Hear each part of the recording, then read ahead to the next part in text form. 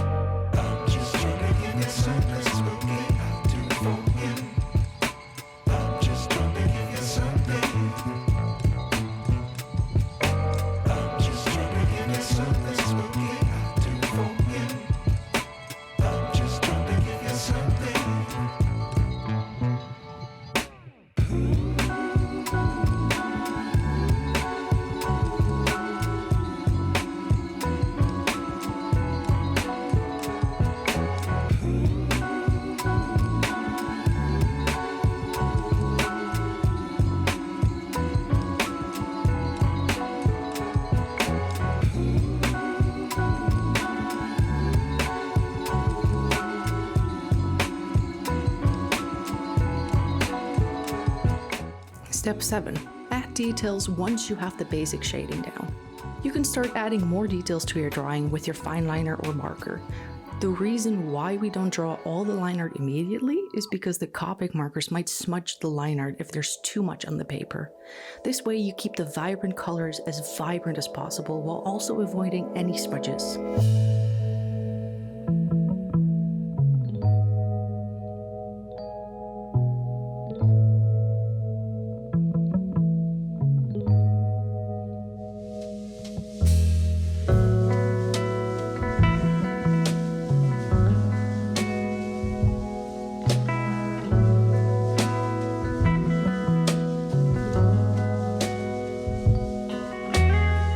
Step 8. Add the final touches.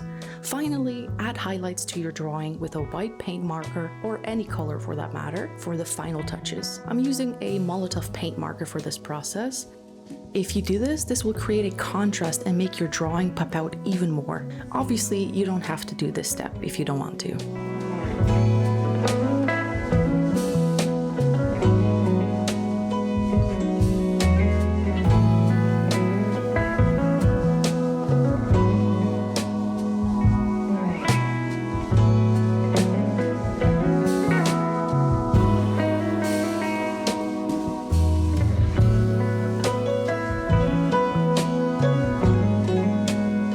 And there you have it, a step-by-step guide on how to draw with Copic markers. Remember to practice and experiment with different color combinations and techniques to find your own style, and most important of all, have fun and let go. Thank you guys for watching. Make sure to leave a like and a comment below letting me know what you thought about this video and what you might like to see next. See you next time and keep on drawing.